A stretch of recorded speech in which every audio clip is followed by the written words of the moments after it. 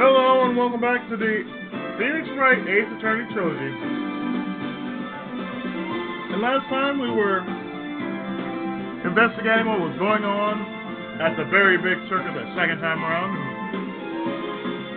We found some interesting,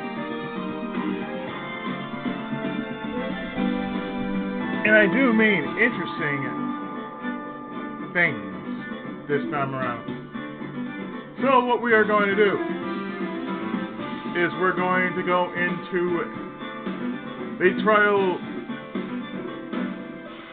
ladder,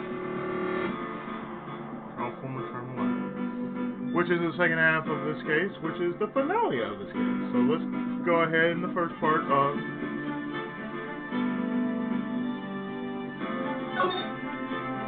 Turnabout Big Top, Part 4-1, Trial.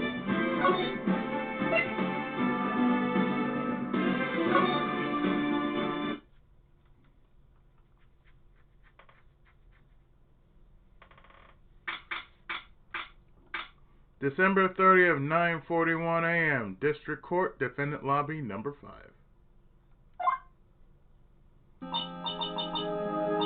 Good morning, Matt. Oh, yeah. Good morning, sweeties.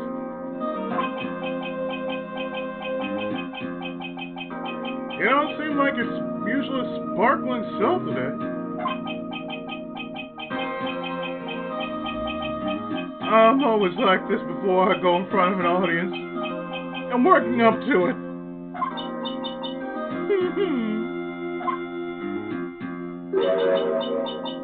Don't get nervous, Maxie. Here. Have a glass of milk. Regina! Let me make sure I have...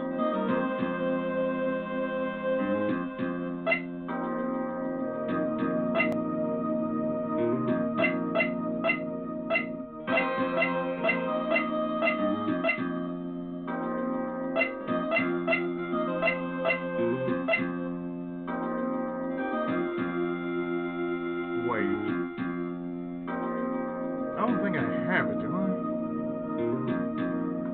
One moment. Never mind, it dawned on me what happened. Never mind. I knocked over my interface.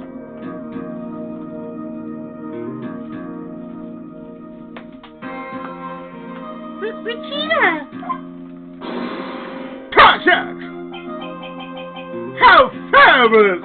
My sweetie pie! My sweetie pie princess! You came to watch my performance today? Of course I did. Well, told you that I should come and watch this.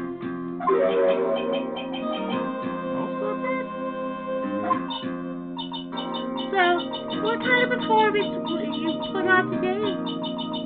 Let me guess. You'll fly us in?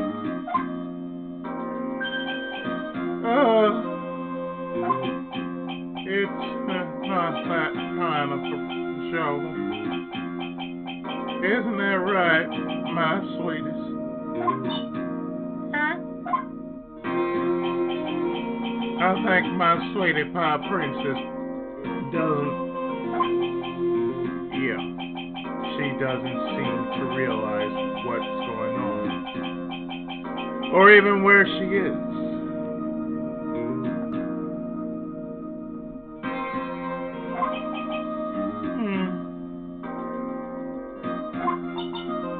Well, Max, it looks like it's time to raise the curtain.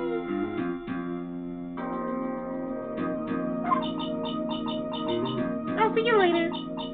Today, I'm just a member of the audience. Fabulous! Enjoy yourself out there. Good luck, Max. You're the best.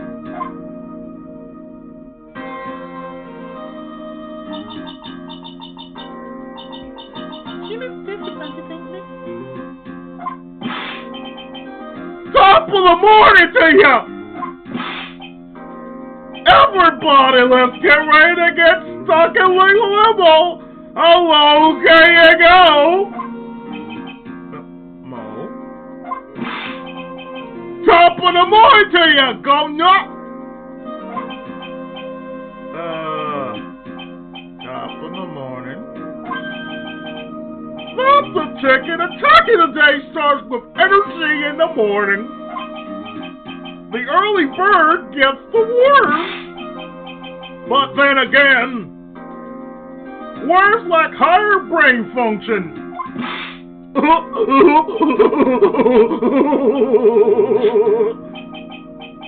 Here, Max.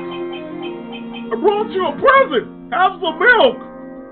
Okay, that's like 2 cartons already. Go, Mike. Thanks. So, how are you today, Wright? Well, I've got the feeling that today I'm going to face off against the real culprit. You mean Acro? Huh? You think he did it? Be careful. He's used to putting his life on the line. Literally. He's got guts to spare. If all I got to worry about is how thin the tightrope is, I'm used to it already. Just to make sure I'll put my knees and just see how it's going to go today.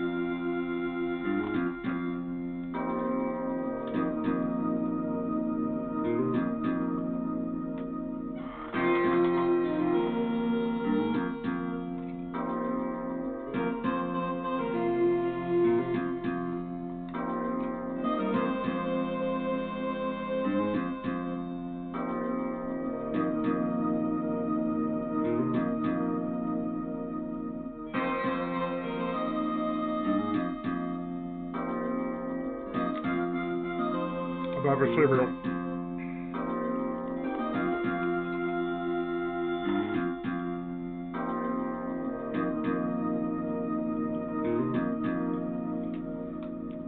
Try something different with my medicine. Just so I can have some level balance.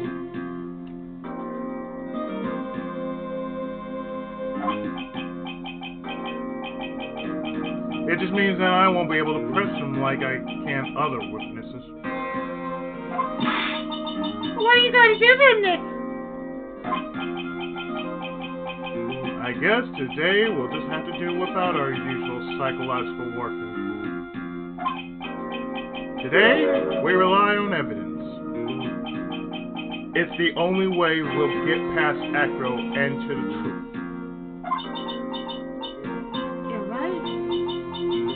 But it's gonna be tough. Anyways, I want you to make sure that Regina sees it all today. It's important. Then she'll finally have to deal with the reality of what happened to her father. You want us to make sure Regina watches. Yes. That's why I brought her here to court today. What's that supposed to mean? She needs to know that when people die, they don't just become stars. I may be an old-fashioned clown, but I don't believe in people becoming stars. Damn, Mo, that's deep. Later well, not so later, 10 a.m., District Court, courtroom number 2. I forgot she took it. Right. I thought I had my. Oh wait, she. Court's now in session for the trial of Maximilian Galactico. The prosecution is ready, Your Honor. The defense is ready, Your Honor. Very well. Ms. Oncomo, you may proceed with your case. The prosecution would like to revise its previous theory of events. What's the meaning of this? We have discovered a new witness, or shall I say, a new eyewitness. Was I saw Maximilian Galactica fly off from the scene of the crime?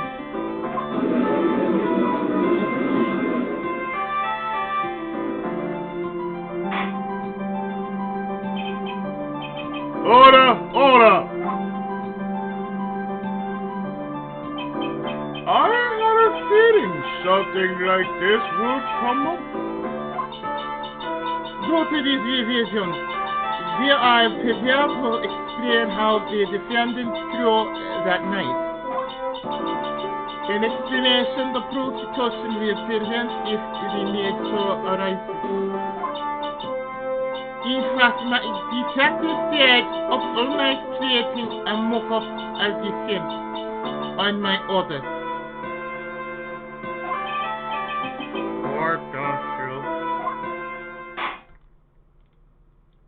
Don't you? Very well. Please call your witness to the stand. Time to get to work. Or shall I say, kind of walk the courtroom tightrope.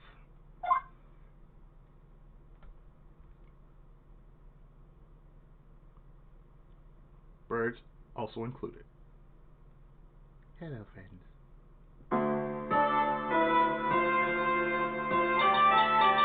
Name and occupation. Ken Daly, but everyone calls me Acro.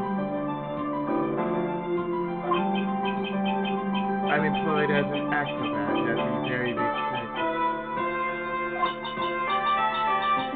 Where were you the night of the crime? I was in my room that night.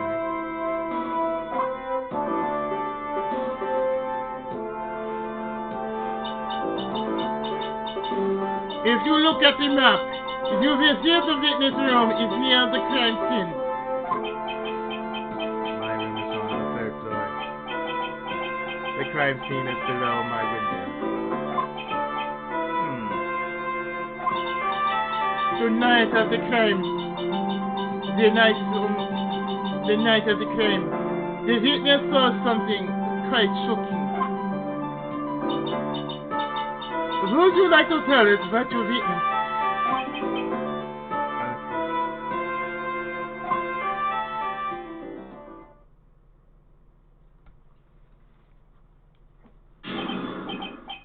What did you witness? Including the birds.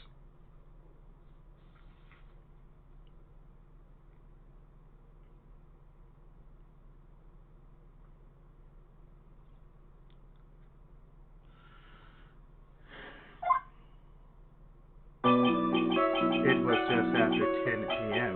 and I was resting in my bed.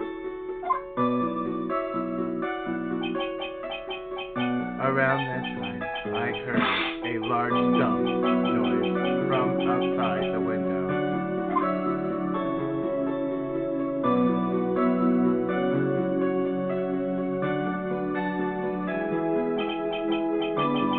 Then a few moments later, I saw someone flying right by my window.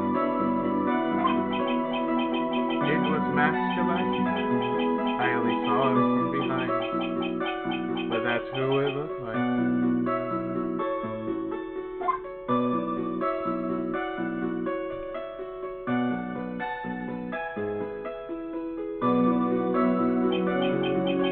To be honest, when I saw that, I thought I was dreaming.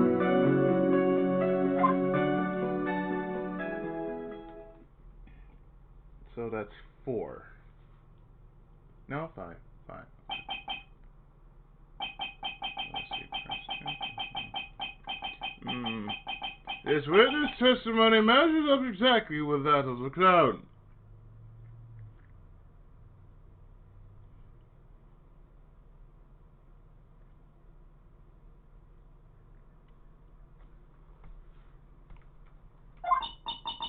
If that's the case, there is very little the prosecution need add. All that's left is to explain how the defendant disappeared into the sky that night.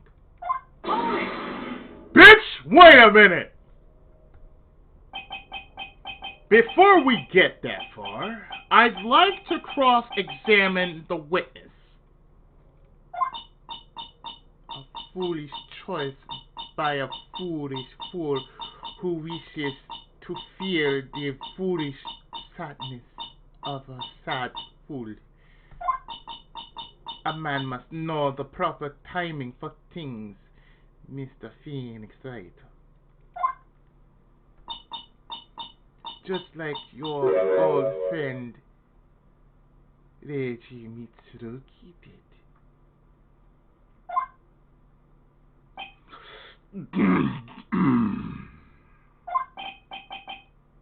Mr. Wright, do you have a problem with the witness testimony?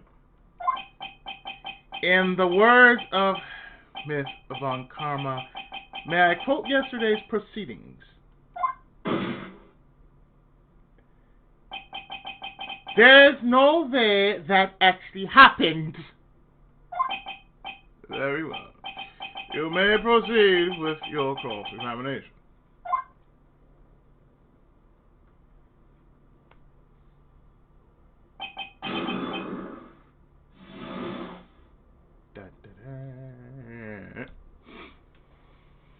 So for the most part, you know what the press.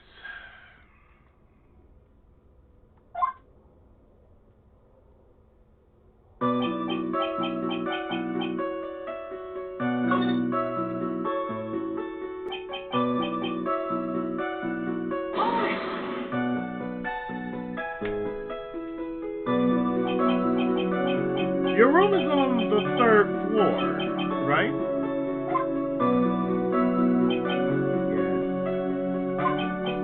And you said that you were resting in bed. That is correct. But you were still able to hear a sound from outside. I was indeed. Missing Acro doesn't seem to get results. But maybe something was contradictory in what he said.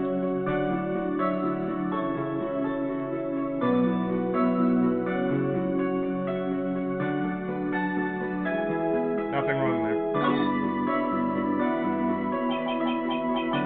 What's the matter, Mrs. Wright? That's me, darling. That's me. Until I can find a clear contradiction, I should tread lightly.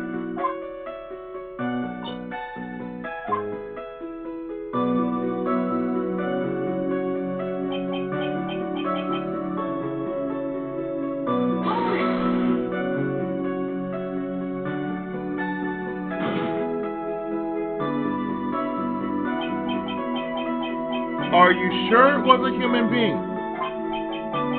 It could have been a mannequin, or perhaps a large action figure.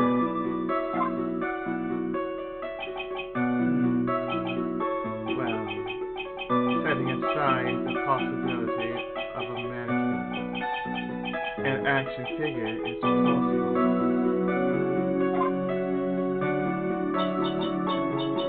You'll have no need to meet facts with Mr. Phoenix Wright.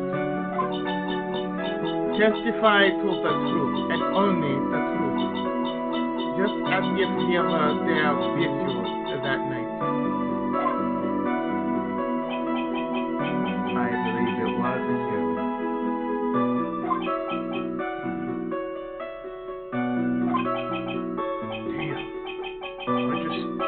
his testimony. One of Acro's statements jives with the fact there's nothing wrong. What's the matter, Mr. Wright? Nothing, Your Honor. Until I can find a clear contradiction. I should tread lightly. She's just waiting. She's just waiting.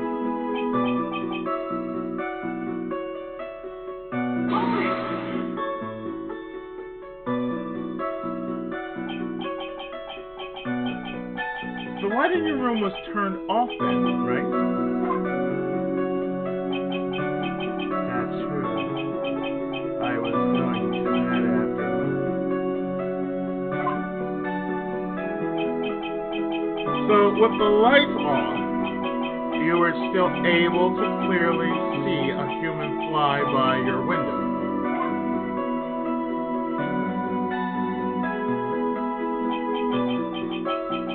The safety lights lit things up for me. The safety lights lit things up enough for me to see. But honestly, there was only enough light for me to see the silhouettes outside my window. It was the person's bag, so I couldn't see the white roses on the front. Did you see any of the other suit?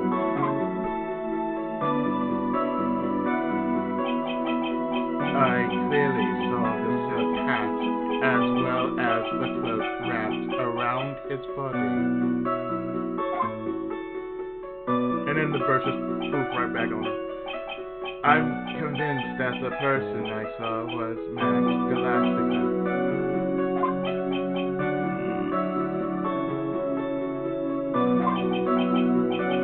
You're a person the little suit I seem to get.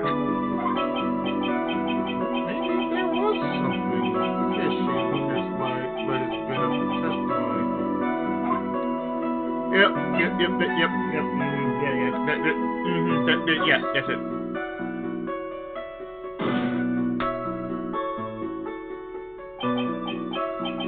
There's a huge contradiction with the testimony that was just given.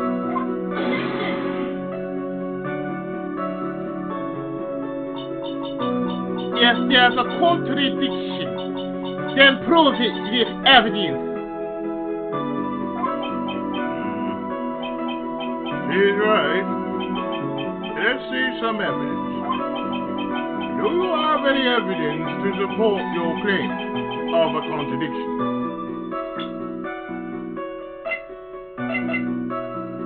Well, yeah, that's right here.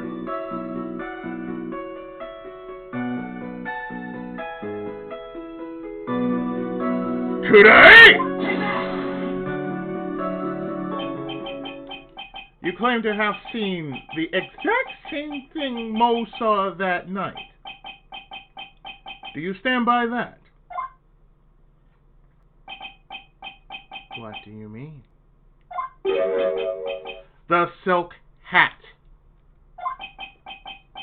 What about the silk hat?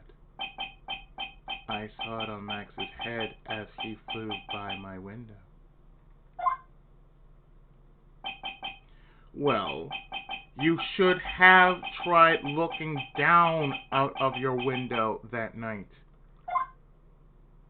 That would have been quite difficult considering the state that I'm in. Just looking outside of the window was a tough enough challenge for me.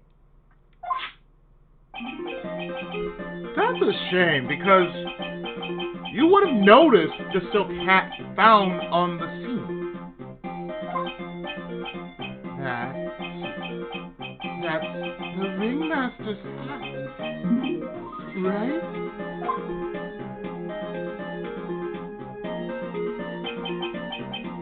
Afraid not. No matter how you look at it, this is Max's silk hat. Where are you going with this, Mr. Wright? Are you saying that Max has 2 sea cats? No. This is a handmade, one-of-a-kind model made only for Maximilian Galactica. Which means, Acro,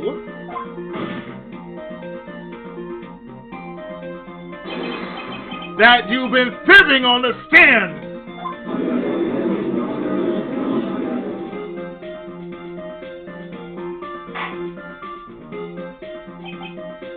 Order! As always, it looks like someone just had to open their mouth before thinking. I will put my finger into it. What? Are you okay, Nick? Well, I opened my big mouth and now I have to back it up. How about it, Mr. Wright? What would cause this witness to commit perjury in this court today? He's the real culprit.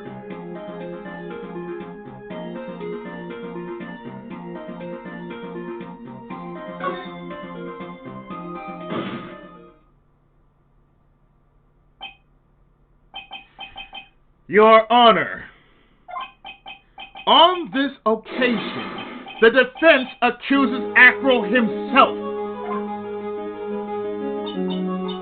On this occasion,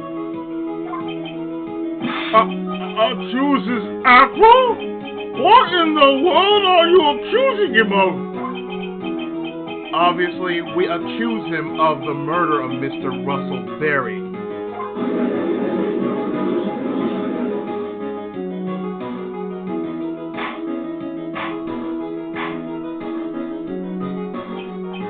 Mr. Wright, are you serious? Deadly serious, Your Honor.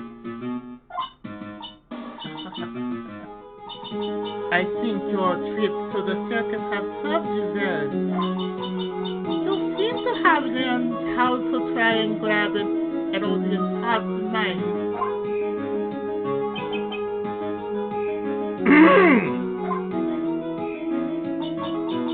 Your Honor, don't allow yourself to be swayed by theatrics. Trying to rouse the crowd with smoke and mirrors. The oldest bluff in the book.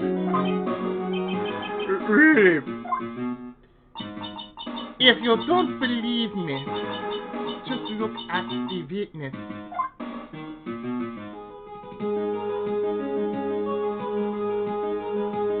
Hello, thank you. His camera for it will almost be scary.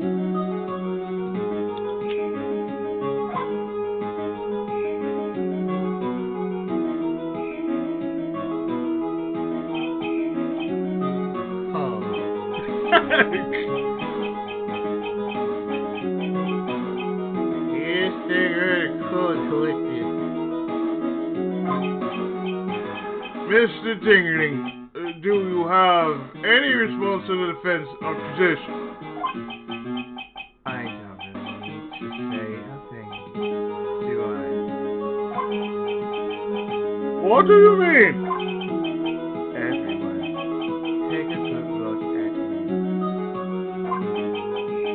I can't even stand up by myself, let alone leave the lodging house. That's true. I understand that Mr. Wright is just trying to help his client. But to do this by accusing me of a murder of all things.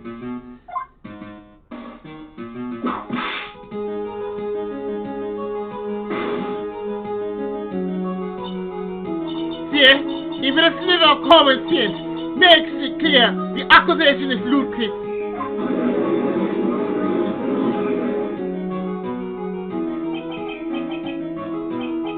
She's right. Way to pick on the disabled, you heartless, cruel man. This is appropriate. What the? What?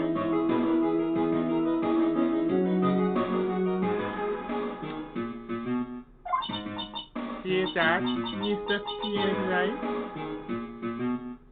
Mr. Phoenix Wright?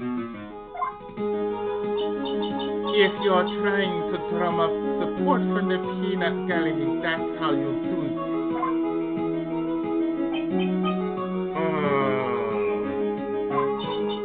I think that's enough of these legal games.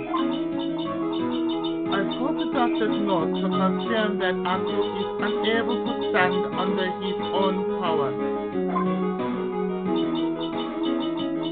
Maybe the defense is planning on making a claim to counter this as well. I can hear the defense now. Acro had an accomplice! What do you say about this, Mr. Wright? Did Acro have an accomplice? Of course he did. Why would he?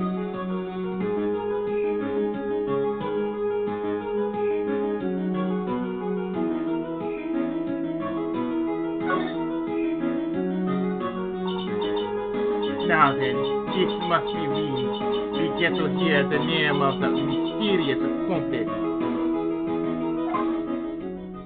I said he did.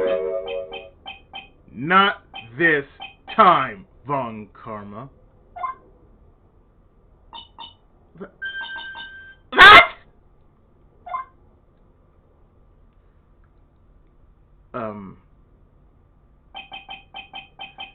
You're not going to sucker me into this one. What are you blabbering about, Mr. Wright?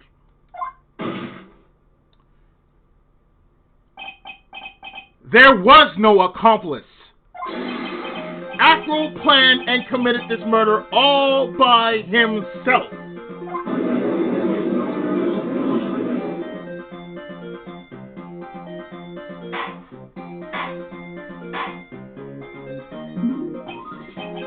Order! Order!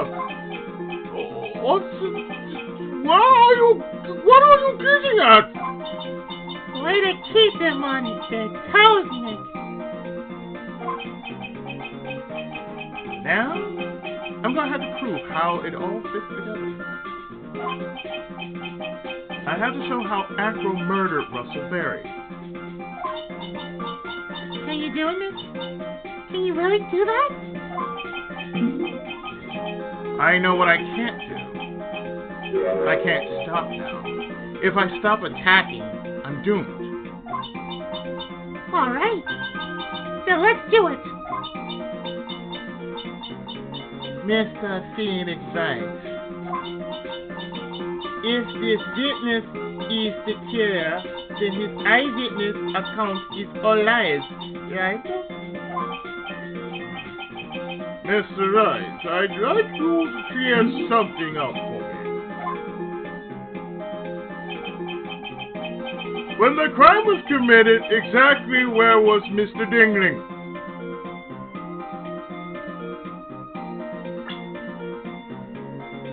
That's a little faster than the first time. It's like,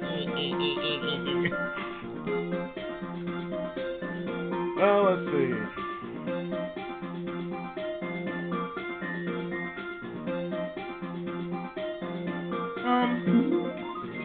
I can tell you where he was. Right here.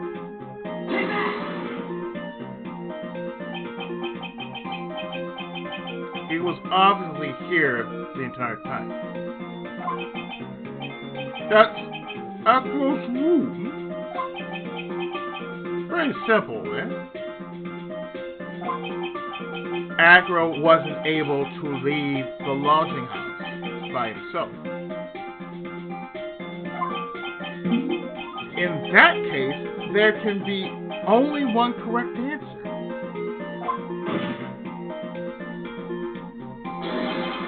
Acro didn't leave his room to kill the ringmaster.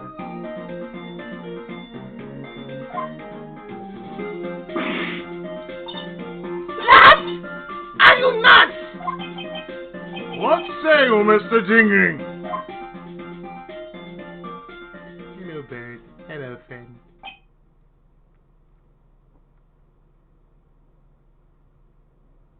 Go peck at it. Good friend. It's an interesting theory.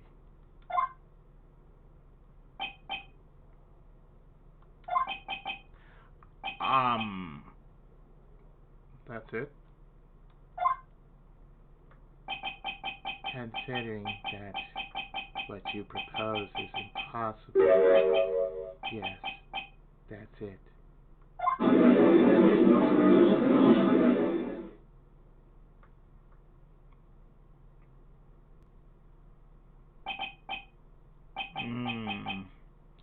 Mr. Wright.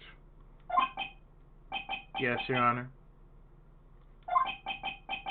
As the witness has stated, your assertion is impossible.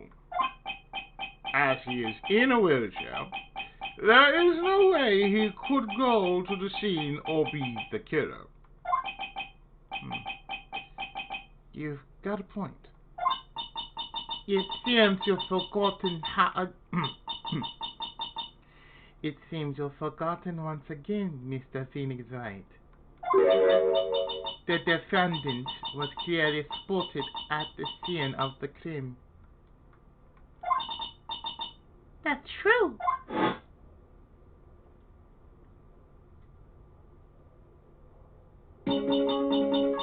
Well, they saw Max, didn't he?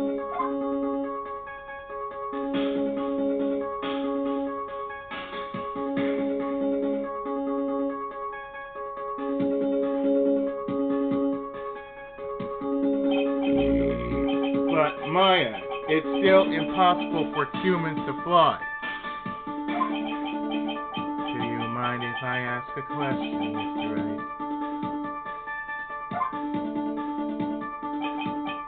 What is it? I understand some of your logic. However, how do you think that I killed him? If I can't leave my room, I obviously couldn't wear Max's costume.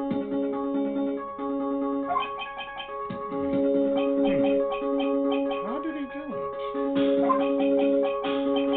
That's the next course of this legal buffet. Be careful, Max. If you mess up here, She's right. I can't mess up here. I've got to give this one some serious thought.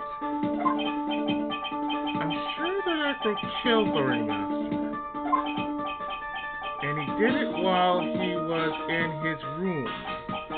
No doubt about it.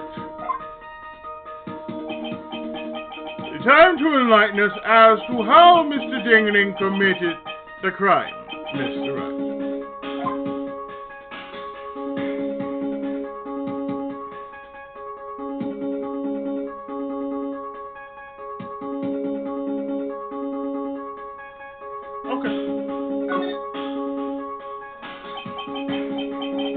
I am going to present some evidence. So what did Mr. Dingaling use to commit the crime of murder against Russell Berry?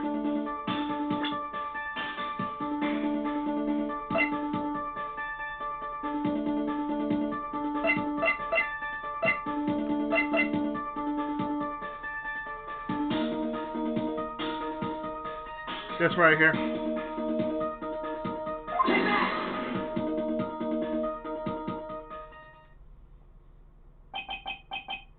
What's that? A picture? It is indeed. The problem is with the item that's shown in the picture.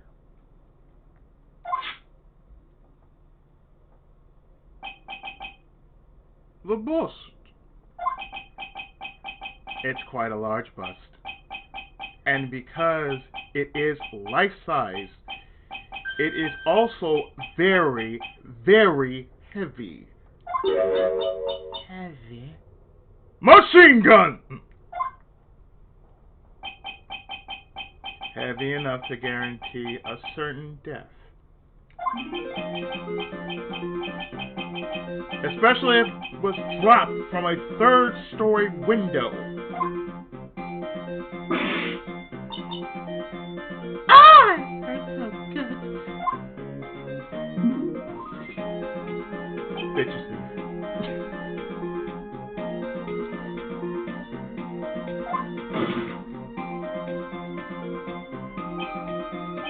See, this is how Acro was able to kill the Ringmaster.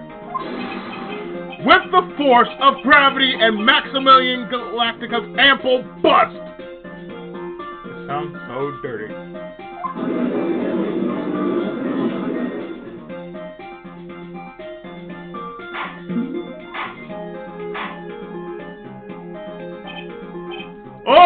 Hold on! So, you're saying the bust fell onto the Ringmaster? A rather simple crime. Even if you were stuck in a wheelchair, it would be incredibly easy to commit.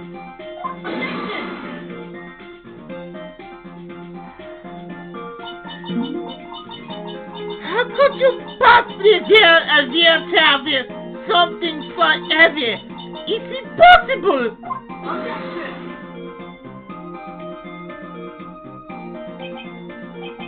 Well, Acro is an acrobat.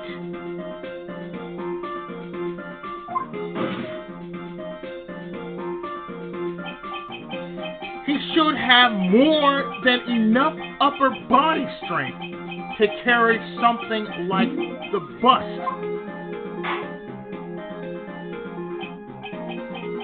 Mr. Dingley, how do you respond to these charges?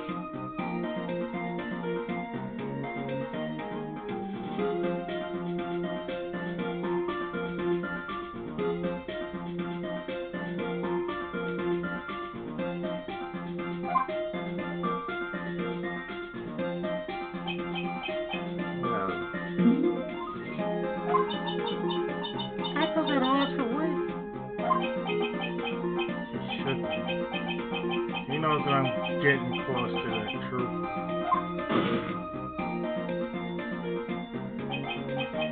Well, Acro. You can't run away from things this time.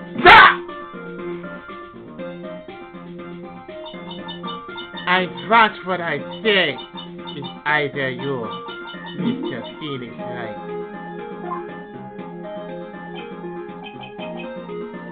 What?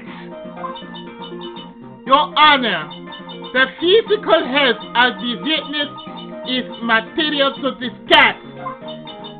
I demand that we get proper testimony from the witness himself. Testimony, you say?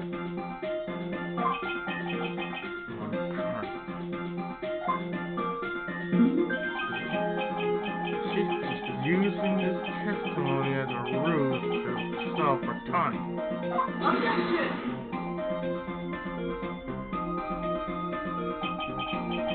There's absolutely no need for such testimony. The defense has its version of the murder. The prosecution has the right to respond.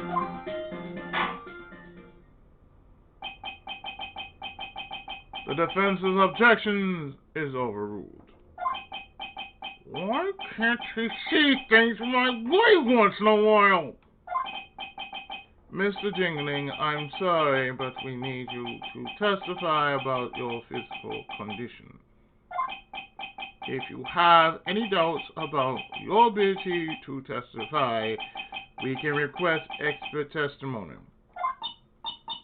The witness will have no problems.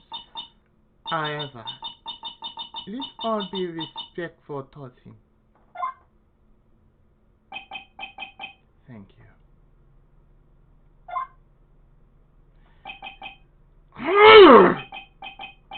That woman will sink to any load to win a case.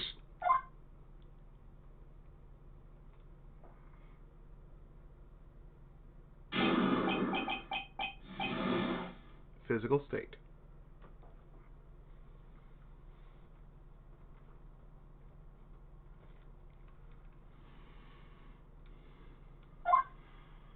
I suppose I could could have lifted something the size of that bus. I have a strong upper body from working as an acrobat, and only my legs were injured. However, lifting the bus and looking out of the window would have been impossible. There's no way I could have exerted that kind of force on my lower body. That makes it impossible for me to have known the location of the ringmaster's head. Thus, it would be unrealistic for me to drop the bust on him. Don't you think?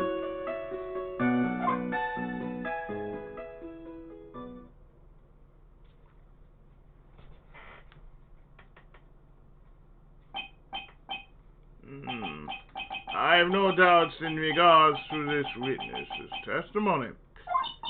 It was impossible for him to lift the bust and stick himself out far enough to look. Not to mention that he could not have known the location of the ringmaster's head. A single false step would have led to even more severe injuries. That's what I was thinking. What is your opinion on the matter, Mr. Wright?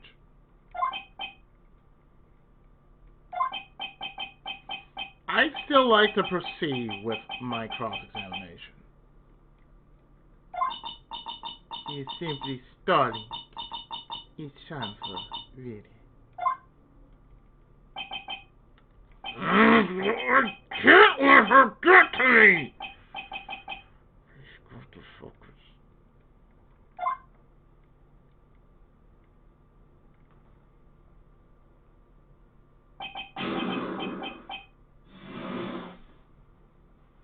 So let's see.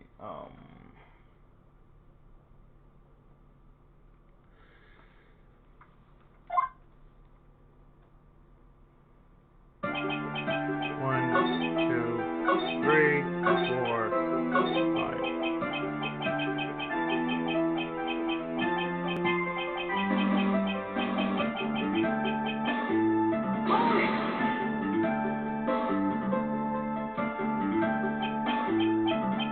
Why do you say it would be impossible?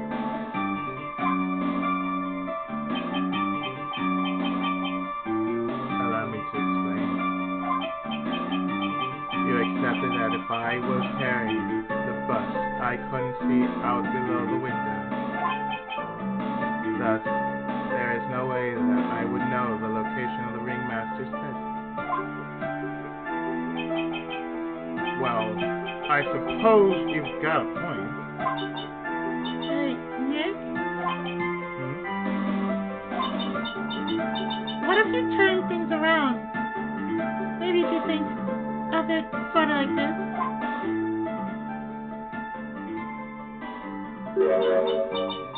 If he knew the location of the ringmaster's head, then he could drop the bus. That does make sense. Only I could prove somehow.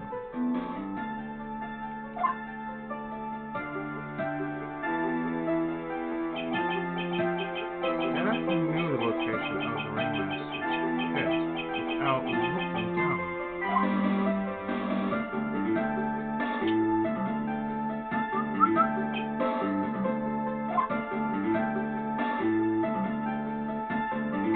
go take anything. I think I've explained things sufficiently.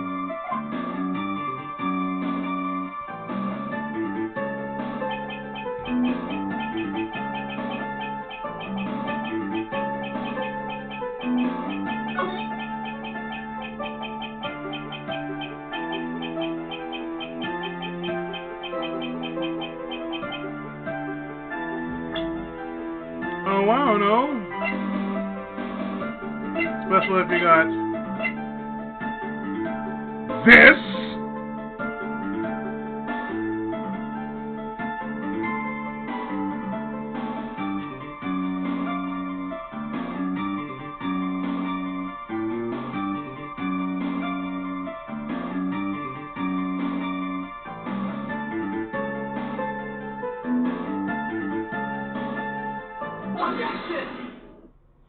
Iggy!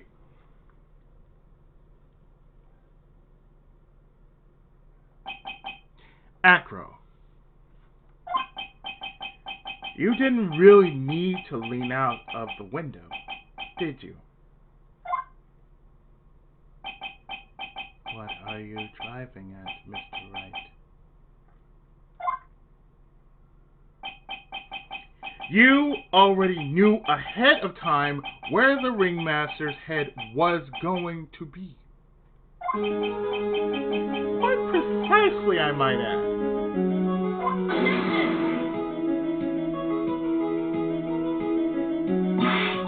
You're still hinting at things with pointed, Mr. Phoenix Wright. Enough starting! How about you shout us some idiots? But I did such a good job hitting. Yes. Hurry up and explain these things, Mr. Wright. Maybe you should take a look at this.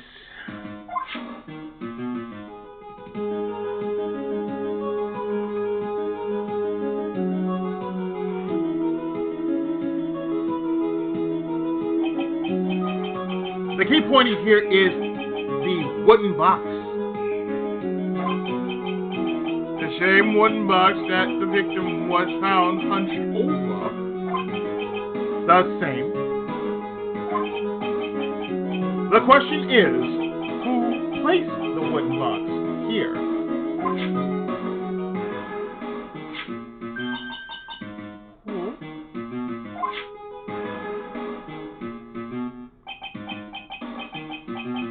When Ben and company saw the ringmaster, they didn't see him holding the box.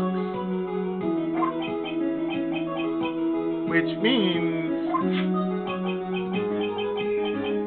that this wooden box was already placed at the scene of the crime. I have to admit that your theory makes a lot of sense.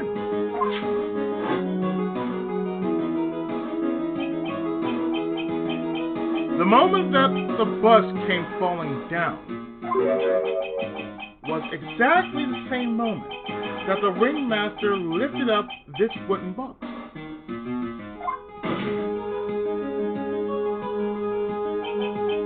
Which means that the answer to all these questions is now crystal clear. You mean if the bus were to fall upon the point marked out by the wooden box,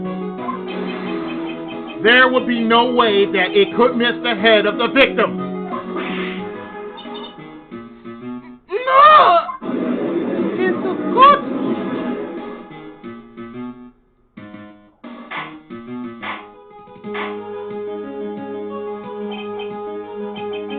Hold up! This is unbelievable!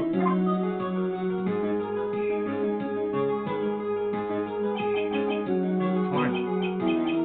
Some of these loose ends are starting to tie themselves up. Now, I just gotta keep going. There's only one way to go from here. Forward.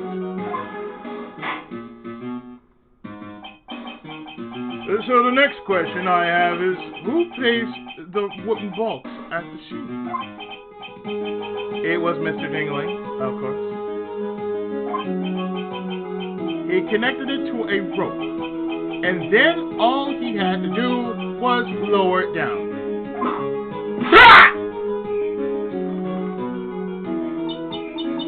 Allow me to get something into you. Mr. Phoenix Wright.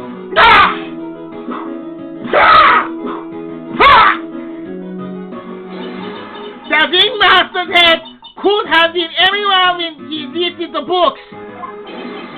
That's why the box was so specially made! Specially made? Indeed. it had the most peculiar feature.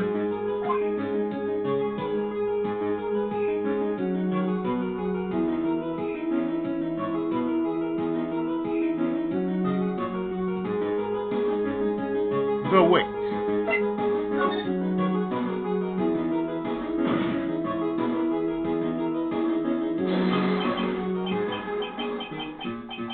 The box has a remarkable weight. Yes. According to the court records, it weighs 20 pounds. Just to lift up this wooden box would have required. I see. One would have to squat down and lift it up with their body.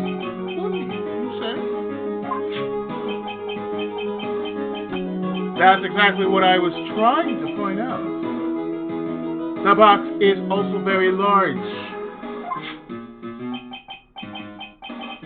The box also has carrying handles on either side, doesn't it? That is correct. To lift up the box, you'd have to squat down.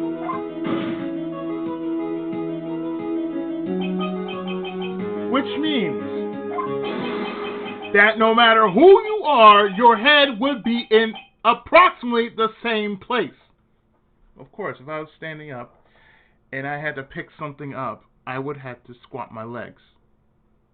I would have to bend my legs or squat, and I would have to go by my upper body strength and my back and have to lift it. Now, how heavy it would be, that's all depending on what's inside the box. If it's not so heavy, I can hold it over my head. If it's not, I can only carry it by chest weight. Just by the size of my chest, I can only carry it just by that alone. So if it was empty, I can lift it over my head. If not, I can lift it only to my chest. And if it's too heavy, I can't lift it at all.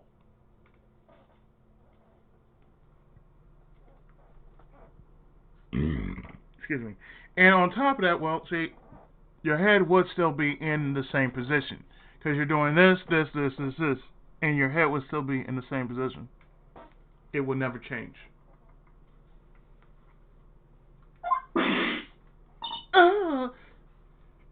Foot! That feels good.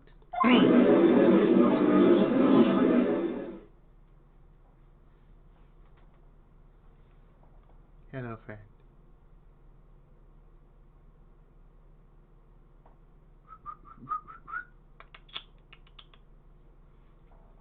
Go play, my friend.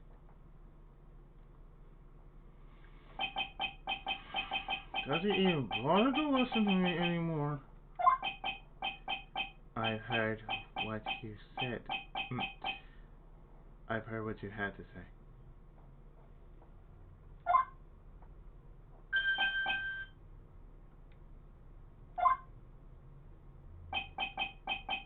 I must admit, I'm shocked at your imaginative skills. You, excuse me. Did you do it? Did you paste this wooden box in the plaza? Mr. Wright may have a vivid imagination, but I could never have done what he's proposing. What? Mr. Wright, do you recall the original location of Max's bust? Do I? I remember.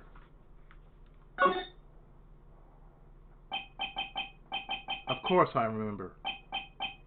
It was on top of the table in the cafeteria. Then what happened to it? I'd like you to remember one important fact, Mr. Wright.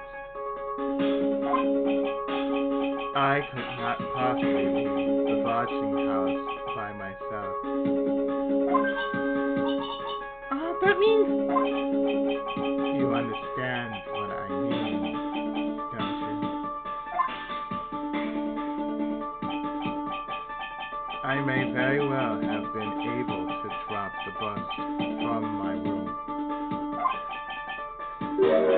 However, how would I have gotten the bus from the cafeteria to my room?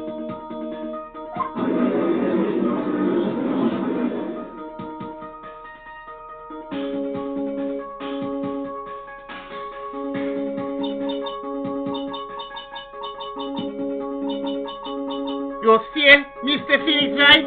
Explain that! Don't forget, you said there was no accomplice.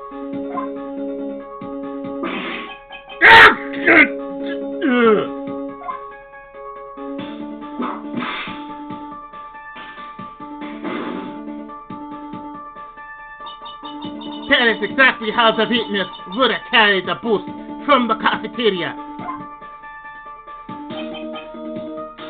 Yep, we definitely have a problem here. But this is no place to get perplexed. I've got to get my wits about me and prove how things happen once and for all. All right, Mr. Wright. Let's hear your explanation. How did the witness get the bus from the cafeteria back to his room?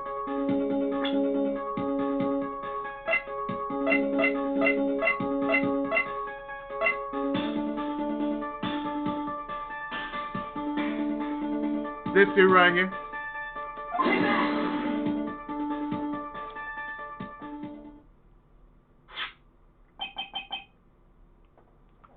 A monkey?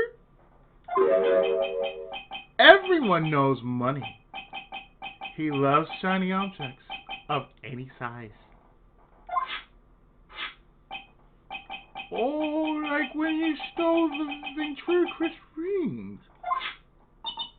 So, are you saying the witness had a monkey steal the boost? Of course he didn't order the monkey to steal it. The monkey stole it on his own and then brought it back home.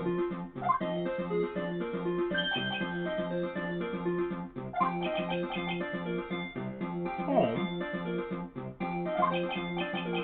Money lives in Acro's room. Acro's room?! But the boost that bronze, wasn't it?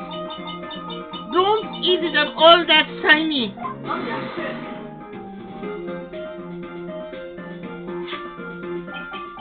Maybe you should put the whip down sometimes and read the court record?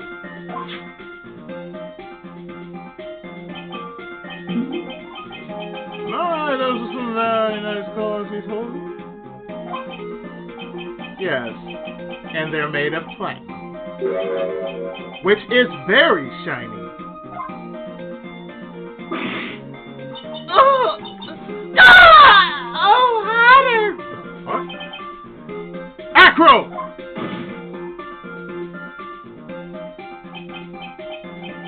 Money is a strong monkey, right? It'd be easy for him to bring the bus back to your room.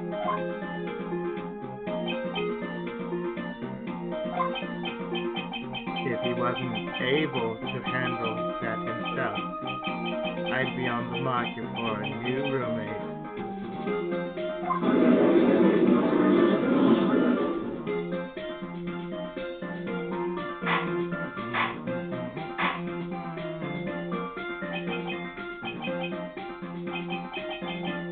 Order! Order! I said order! Mr. Cover! Where is the bus in question at this moment? I don't know. We're certified that it's Miss Chestmarker!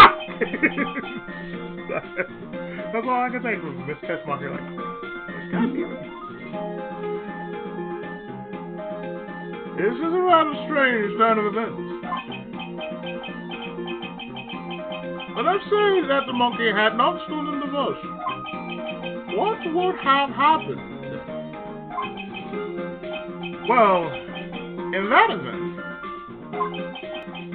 something else would have been used as the murder weapon. Wait.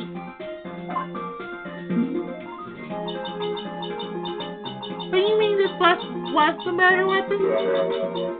Purely by accident? It's possible. Maybe Acro saw money's mountain of stolen goods and thought to use one of them.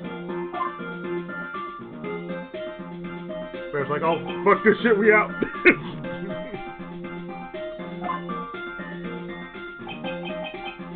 Anyways,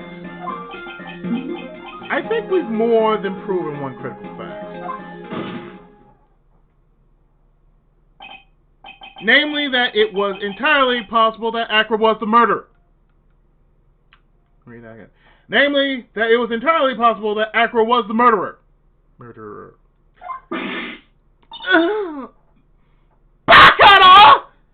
Hurt me more.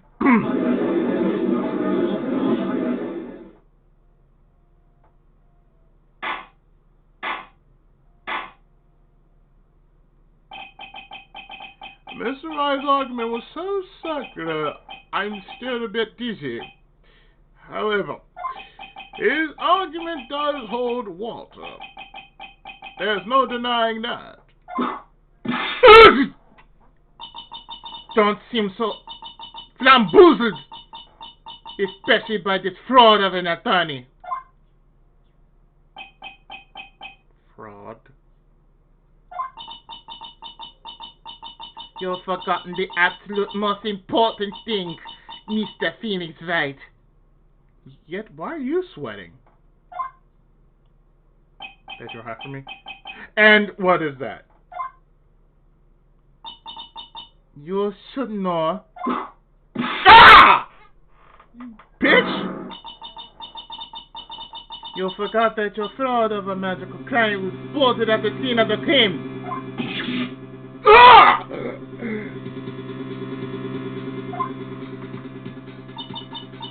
There's no reason to doubt the crown's testimony. That's true. How do you respond to that, Mr. Wright? Nick, don't let her beat you now. I won't. This is my chance to turn this trial around. When the murder occurred, there were two people at the scene of the crime.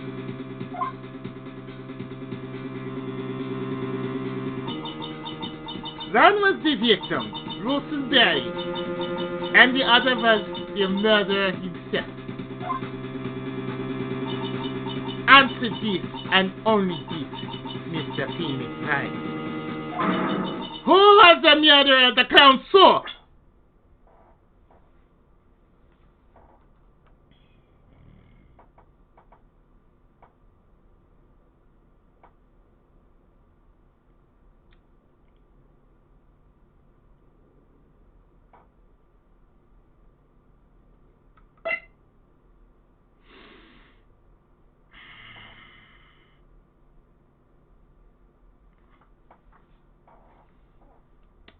This.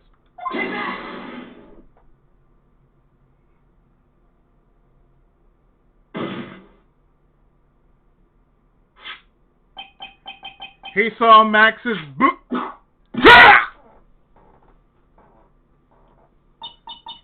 I asked who was the other person Mo saw on the scene. That evidence has nothing to do with the question. bitch. Au contraire, mon frère! It does indeed have something to do with the question.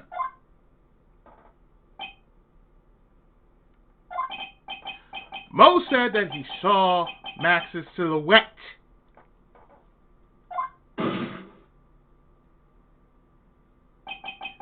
he did not actually see the man himself. It wasn't a human being he saw.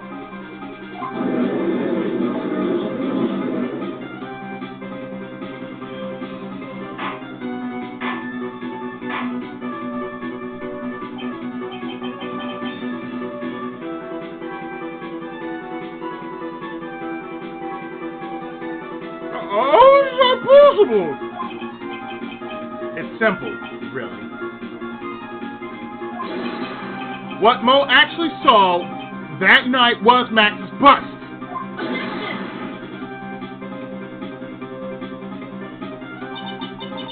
What are you talking about? Have you tried using your brain to eat these cats? The silhouette he saw was very cooked! Guess I'm using my brain, yet you're the one who's getting all flipped out. Bitch. There's no reason why you couldn't attach a cloak to the bust.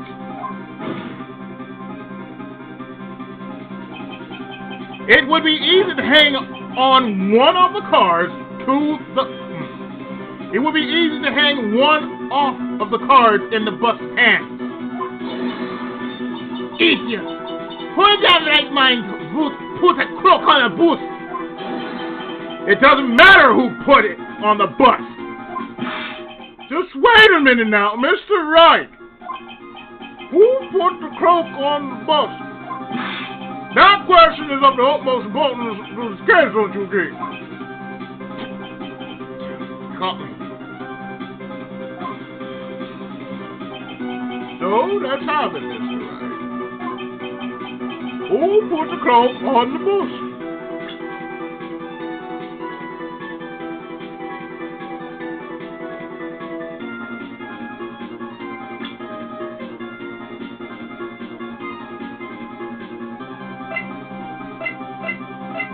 The man himself.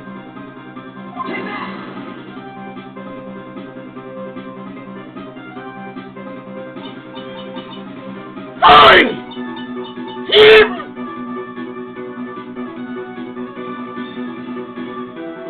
Yes, him.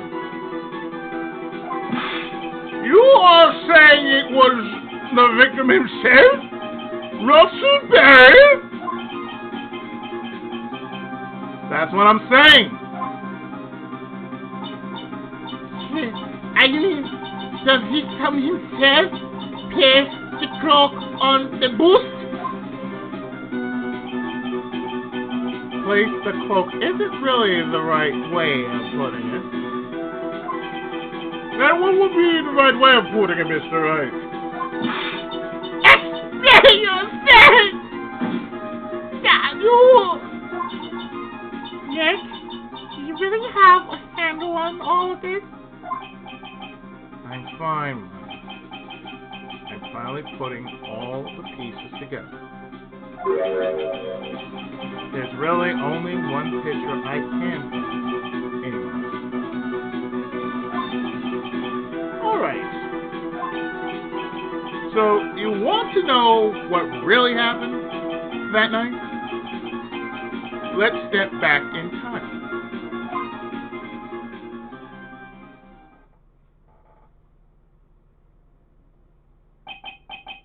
Acro used a rope to lower the wooden box onto the scene.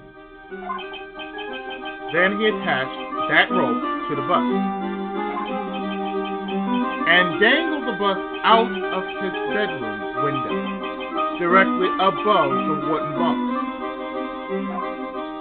He placed the trap. That's what he did. At the same time, the ringmaster told Max to wait in his room and went to the scene. Of course, at the time, the ringmaster was wearing Max's costume. Perhaps he didn't want anyone to recognize him that night.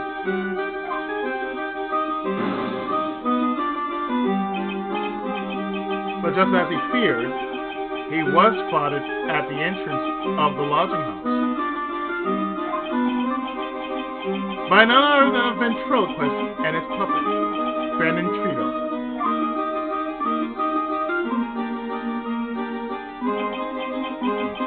When the ringmaster arrived at the scene, he bent over to lift the wooden box.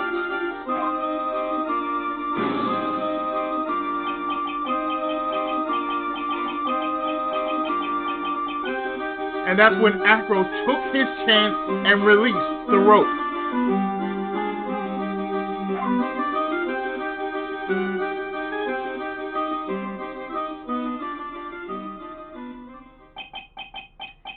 Now, this is when the magic happens.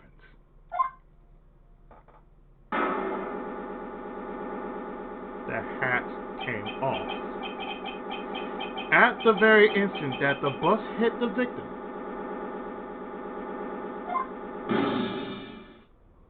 there we go! Oh, god damn! God damn. And that's what happened.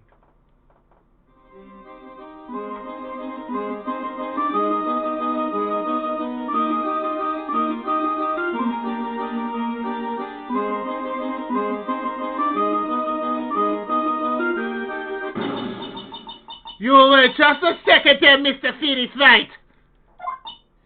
As much as you'll try. As much as you'll skim! This stuff isn't true! It can't be! It's still a little early to be getting so upset, Miss Von Karma. This circus isn't over yet.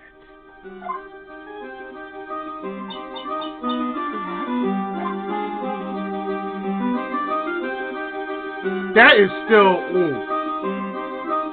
That is still, ooh, right there, like, right, that's like right on the neck. And you, once you hit a nerve, that's like, oh. The impact of the bust on the victim threw the cloak up, which snagged onto the bust.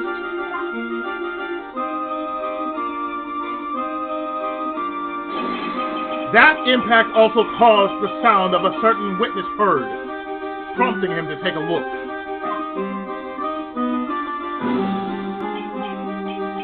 That witness was, of course, Lawrence Mose Curley, the clown. Larry Moe Curley.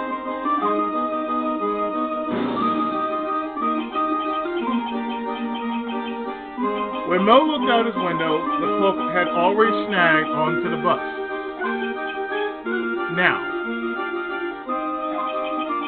having completed the crime, Acro naturally went about pulling up the murder weapon. Of course, he had no idea that Moe saw the bus being raised, with the cloak dangling on it. Primarily because in his wheelchair, he couldn't see out of his window. So he just kept pulling the bus up.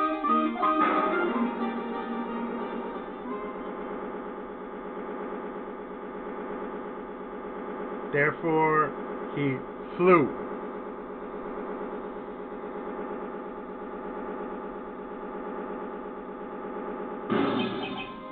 And that is how the magical murder disappearing into the sky came to be.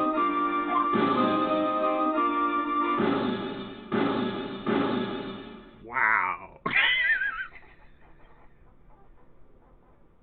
We didn't get one. We didn't get two. We didn't get three. We got four. We got four of that. So, you see, the only person who could have pulled this off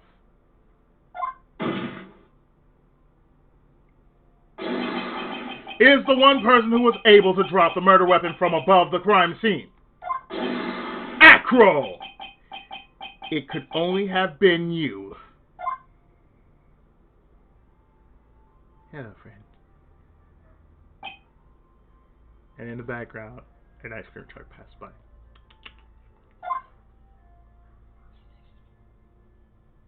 Go kill.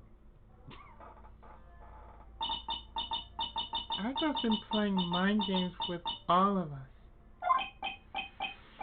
He sure has. But he has come to the end of his rope now. So, what now? you've graced us with a rather long-winded tale. But do you have any evidence to prove that your fairy tale is true? Evidence?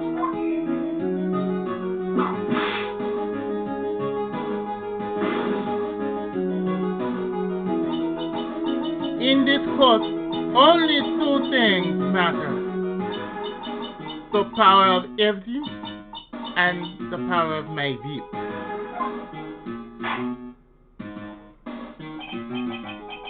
Don't forget the power of my gavel as well. Mr. Wright, the prosecution brings up a good point. Can we see some evidence? Yes. They say they want evidence. I just explained how there can only be one possible murder method. But there's still something unusual about those eyewitness accounts. Unusual? A contradiction, actually. Okay then. You better get out of this scam.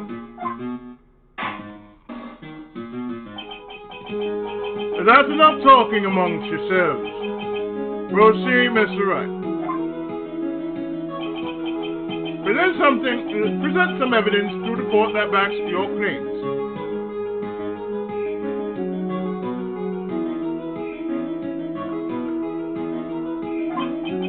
I want hard proof that you have unraveled the trick to this magic case.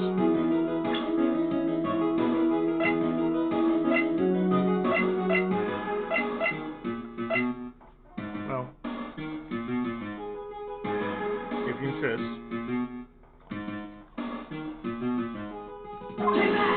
Could I?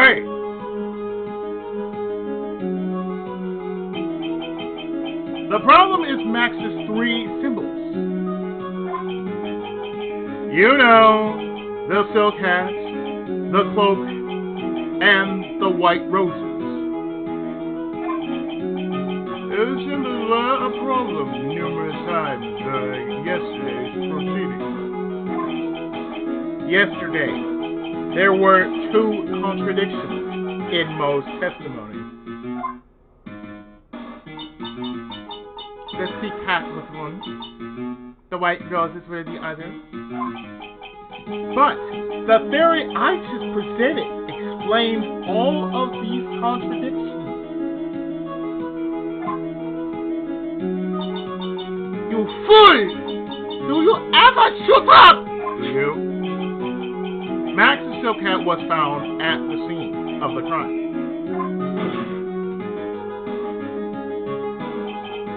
However, remember what Mo said yesterday. He testified that the criminal he saw fleeing the scene was wearing a silk hat. There's only one explanation for that. The silk hat that Mo saw was actually the bust.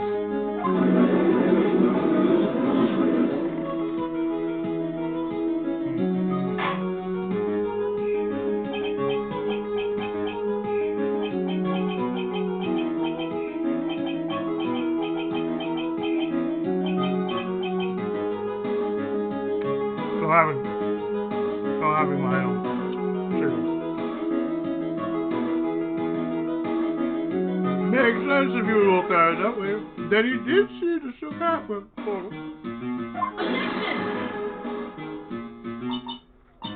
Fine. You've got one. But what about the other contradiction? The other contradiction. Remember what that Dixie said in court? He said that he witnessed white roses on Max's chest that night. But the clown's testimony doesn't match. The clown said that there were no white roses. I'd like to see you try and explain that one away. Can you do it then? Of course! I can explain all of this.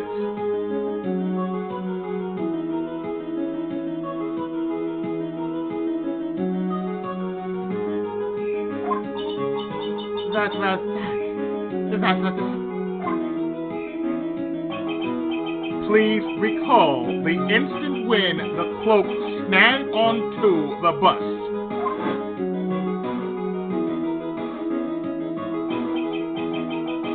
If the cloak snagged onto the bust, what happened to the white roses? Oh, that still is painful.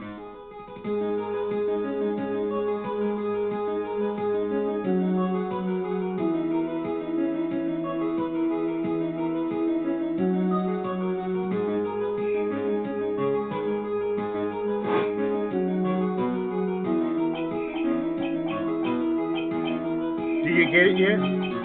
If the cloaks got snagged onto the front of the bust,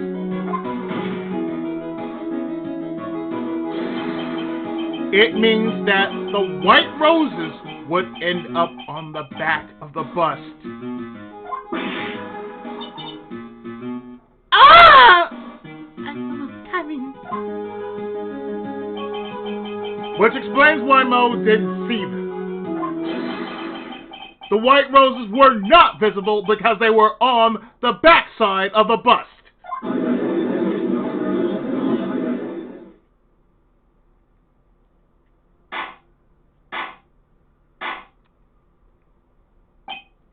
Order! Order!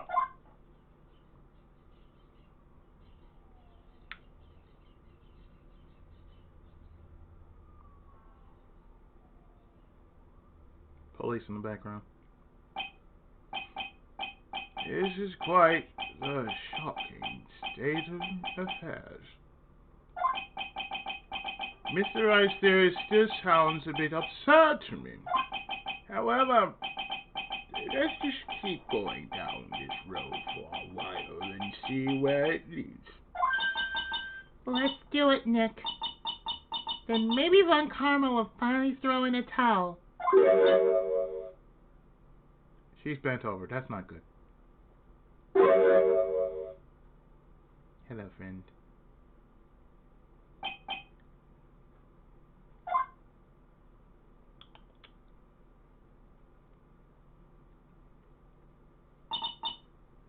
Well, so much for that theory. Mr. Wright, do you mind?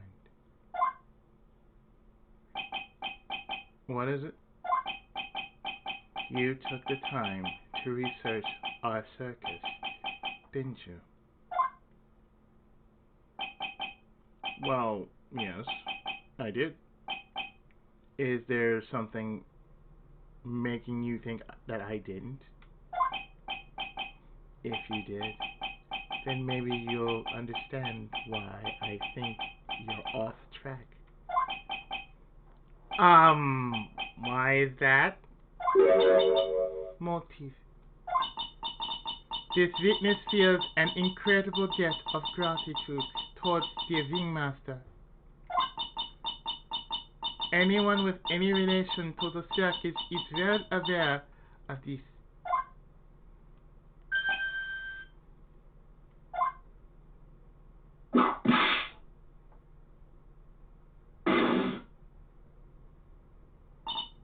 Thus, there is absolutely no way someone like this would kill the ringmaster.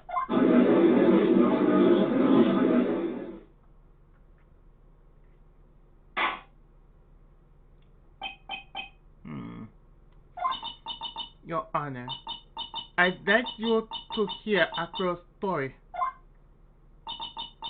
Learn about his relationship with the ringmaster and his life up until now. What do we do? There's no doubting that Acro deeply respected the ringmaster. Acro's motive.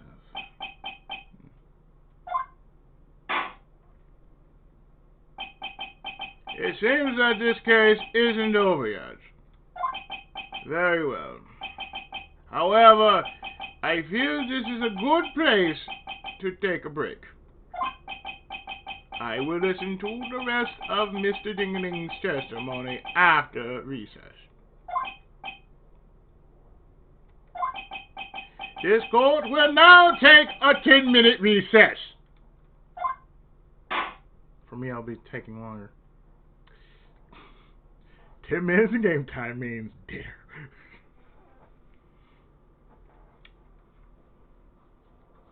So with that in mind,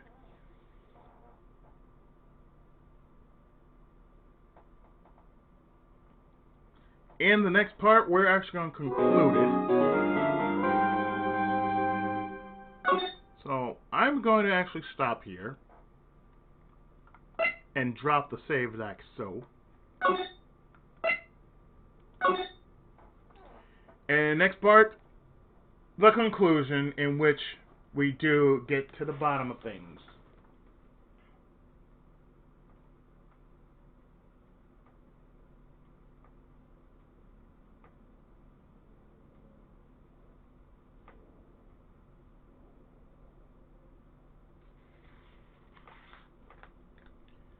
And with that,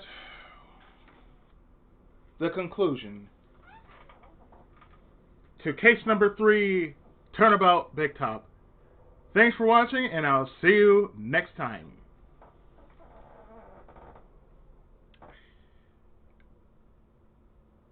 Let's Play is going on, well, recess. Dinner time. See you when I get back.